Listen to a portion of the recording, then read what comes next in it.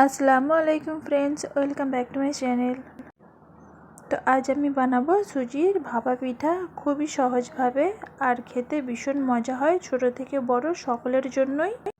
তো চলুন দেখে নিই আজ আমি কিভাবে সুজির ভাপা পিঠা তৈরি করে দেখাচ্ছি। তো এই রেসিপিটা একেবারে নতুন, আপনারা দেখলেই বানিয়ে নিতে পারবেন কোনো ঝামেলা ছাড়াই। দেখতে যতটা সুন্দর, খেতেও ভীষণ সুন্দর হয়েছিল।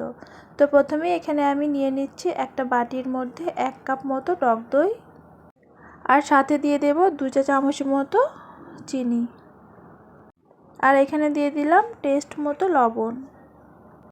তো এই তিনটে উপকরণকে খুব ভালোভাবে মিশিয়ে নেব। আর আমার চ্যানেলে এখনও অবধি যারা সাবস্ক্রাইব করেননি প্লিজ সাবস্ক্রাইব, আর ভিডিওটি ভালো লাগলে একটি লাইক করে দেবেন। আর যারা এখনও অবধি আমার সাথে আছেন তাদেরকে জানাই অসংখ্য ধন্যবাদ। আর এখানে আমি দিয়ে দিলাম 1.5 কাপ মতো সুজি, আপনারা চাইলে কম বেশি করে নিতে পারেন। তো সুজিটা দেবার পরে খুব ভালোভাবে মিশিয়ে নেব। সুজিটাকে যত ভালো করে মেশানো হবে ততই সুন্দর দেখবেন পিঠাগুলো তৈরি হবে, আর ততটাই ফুলবে। তো এখানে আমি দেখুন টক দইয়ের সাথে ভালো করে মেখে নিচ্ছি, আর টক দইয়ের গ্লাসের মধ্যে একটুখানি পানি দিয়ে মেখে নিলাম। তো এটাকে আমি রেখে দেব সাইডে 10 থেকে 15 মিনিট মতো। তো তারপরে এখানে দেখুন আমি নারকেলের পুর তৈরি করে নেব। তো এখানে আমি নারকেল দিয়ে দিলাম, আর সাথে দিয়ে দিচ্ছি 2টো এলাইচি ফ্লেভারের জন্য। তো নারকেলের পুরটা আমি তৈরি করব, এটা গুড় দিয়ে, আপনারা চাইলে চিনি দিয়েও করতে পারেন, তবে গুড় দিয়ে করলে দেখতে সুন্দর লাগবে আর খেতেও ভীষণ মজা হবে। আর চিনি দিয়েও করলে ঠিক সেমই হবে, তবে চিনি দিয়ে করলে একটু সাদা সাদা ভাব থাকবে, আর গুড় দিয়ে করলে কালারটা সুন্দর একটা দেখাবে। তো আমি খুবই সামান্য পরিমাণে পানি দিয়ে দিলাম, তাহলে কি হয়, এখানে যে গুড়টা আমি অ্যাড করেছি খুব সুন্দরভাবে গলে যাবে। আর এভাবে নাড়তে থাকতে হবে। তো এখানে দেখুন কালারটা কতটা সুন্দর চলে এসেছে। তো পিঠে তো আমরা অনেকভাবেই অনেক রকমভাবে খেয়েছি, তো এভাবে একবার হলেও বানিয়ে নিতে পারেন।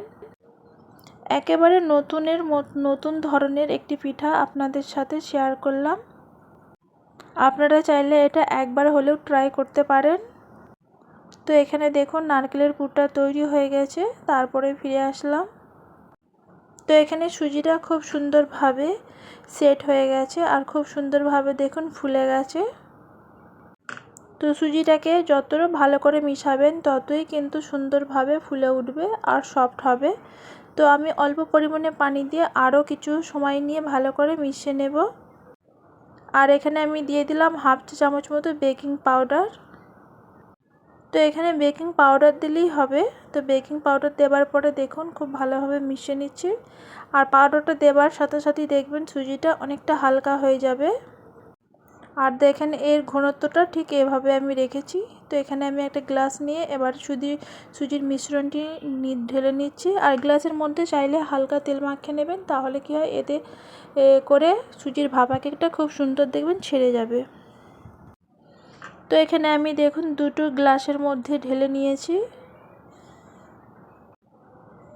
তো এবার আমি এখানে দেখুন নারকেলের একটা পুর তৈরি করে নেব লম্বা আকার করে। তো একটু লম্বা করে নেব। তো এখানে দেখুন আমি নারকেলের পুরটা ঠিক লম্বা মতো করে এই গ্লাসের মাঝখানে বারবার দিয়ে দিলাম, আর গ্লাস ভর্তি করে দেবেন না, তাহলে ফুলে এটা অনেকটা বেড়ে যাবে। তো নারকেলের পুরটা দেওয়ার সাথে সাথে দেখুন কতটা বেশি হয়ে গিয়েছে।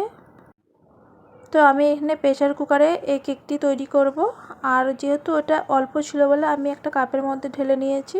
তো প্রেসার কুকারে খুবই সহজভাবে এই পিঠাগুলো বানিয়ে নিতে পারবেন, আর খুবই তাড়াতাড়ি দেখুন ভাপা পিঠাগুলো তৈরি হয়ে যাবে। 10 থেকে 15 মিনিট মতো সময় লেগেছে। তো আমি একবার চেক করে নিচ্ছি। তো একটা কাঠি নিয়ে দেখবেন গায়ে লেগে যাচ্ছে কি না। তো এখানে দেখুন গ্লাসের কেকটা একটুও কিন্তু গায়ে লেগে যায়নি, আর কতটা ফুলে উঠেছে দেখেই বুঝতে পারছেন। তো ঠান্ডা হয়ে গিয়েছে। তো আমি একটা প্লেটের মধ্যে তুলে নিয়েছি। তো আর একটু আমি ঠান্ডা করে নেব, গরম অবস্থায় একদম ছাড়াতে যাবেন না। তাহলে ভেঙে যেতে পারে। আর দেখতেই কতটা সুন্দর হয়েছে। তো একটা আমি চাকুর সাহায্যে হালকা হালকাভাবে 4-5টা ছাড়িয়ে নিচ্ছি। এটা কিন্তু না ছাড়ালেও দেখবেন হালকাভাবে ড্যাব ড্যাব করলেই দেখবেন অটোমেটিক ছেড়ে যাচ্ছে। সুজির ভাপা পিঠা কতটা ইয়ামি আর কতটা লোভনীয় হয়েছে দেখুন। তো আপনাদের কাছে এই ভাপা পিঠা রেসিপিটা কেমন লেগেছে অবশ্যই কমেন্ট বক্সে কমেন্ট করে জানাবেন। আর ভালো লাগলে অবশ্যই একটি লাইক করে দেবেন। তো এখনও অবধি যারা সাবস্ক্রাইব করেননি প্লিজ সাবস্ক্রাইব আর পাশে থাকা বেল আইকনটি অবশ্যই প্রেস করে রাখবেন। এই ধরনের ছোট ছোট ভিডিও নোটিফিকেশন আপনাদের কাছে সবার প্রথমে পৌঁছে যাবে। তো এখানে কিন্তু ভাপা পিঠাটা একটুও দেখুন ভেঙে যায়নি, কতটা সুন্দর হয়েছে দেখেই নিশ্চয়ই বুঝতে পারছেন। তো এবারে আমি একটু কেটে দেখিয়ে দিচ্ছি। তো অনেকটা সফট আর স্পঞ্জি হয়েছিল আর খেতেও ভীষণ মজা হয়েছিল। আপনাদের আরও একবার বলছি, চাইলে একবার হলেও বাড়িতে বানিয়ে নিতে পারেন। আশা করছি আপনার সকল পরিবারের ভালো লাগবে। তো ভিডিওটিকে আরও বেশি বড় করলাম না, আবারও অন্য কোনো রেসিপি নিয়ে চলে আসবো। রেসিপি নিয়ে চলে এসেছি, আশা করছি এই রেসিপিটা আপনাদের অনেক ভালো লাগবে। তো আজ আমি মুড়ি দিয়ে বানাবো ভাপা পিঠা। ভাপা পিঠা তৈরি করে দেখাবো চালের গুঁড়ি ছাড়াই। তো চালের গুঁড়ি ছাড়াই কীভাবে ভাপা পিঠা তৈরি করে দেখাচ্ছি, ভিডিওটি পুরো দেখলেই বুঝতে পারবেন।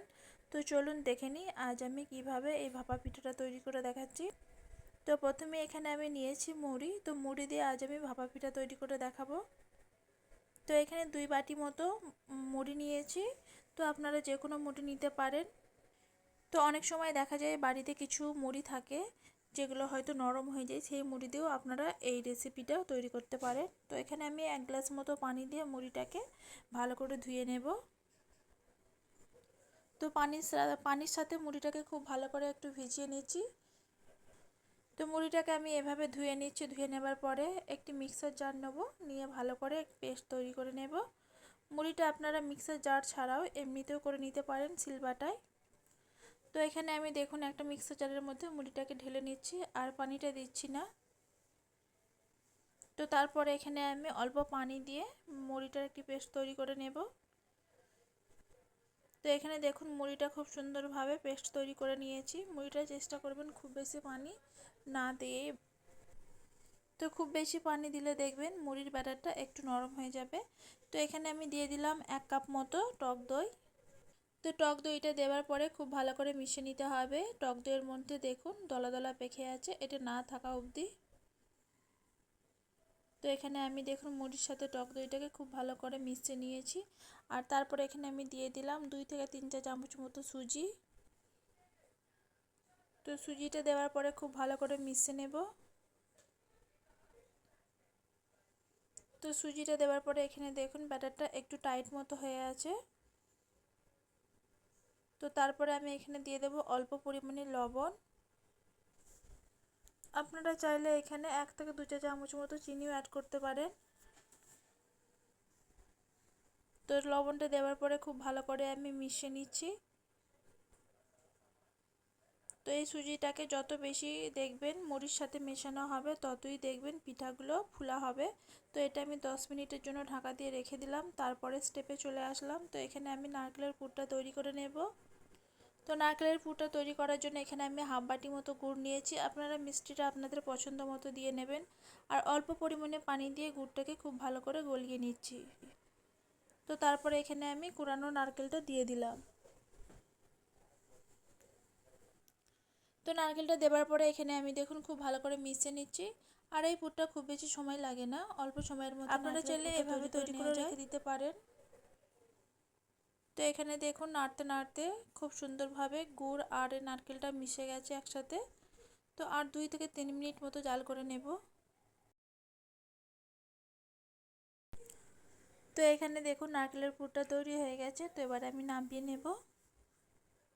তো তারপরে এখানে আমি চলে আসলাম। তো এখানে দেখুন সুজিটা অনেকটা ফুলে মোটা হয়ে গেছে আর এই ব্যাটারটা অনেকটা ঘন আছে, দেখি বুঝতে পারছেন। তো আমি আরও কিছুক্ষণ সময় নিয়ে ভালো করে ফাটিয়ে নেব।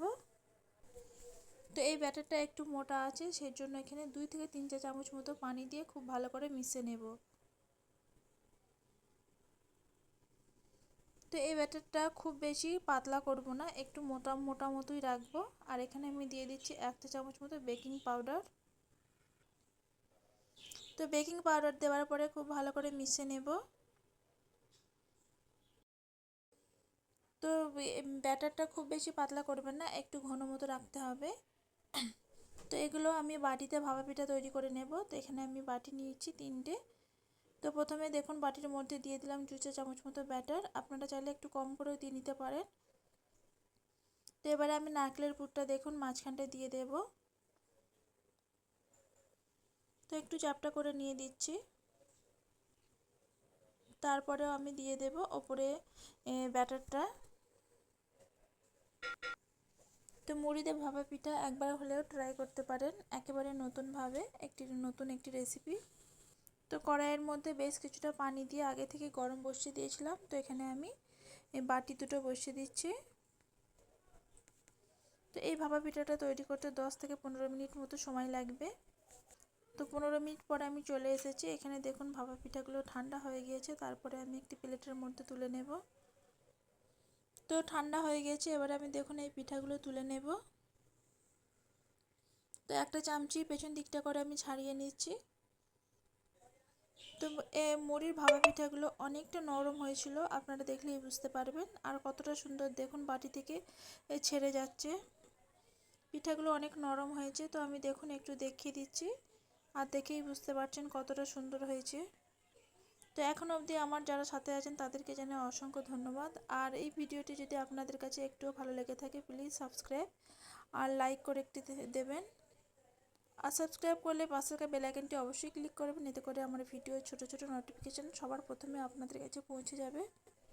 তো ভিডিওটিকে আর বেশি বড় করলাম না, এখানেই শেষ করলাম। আল্লাহ হাফিজ।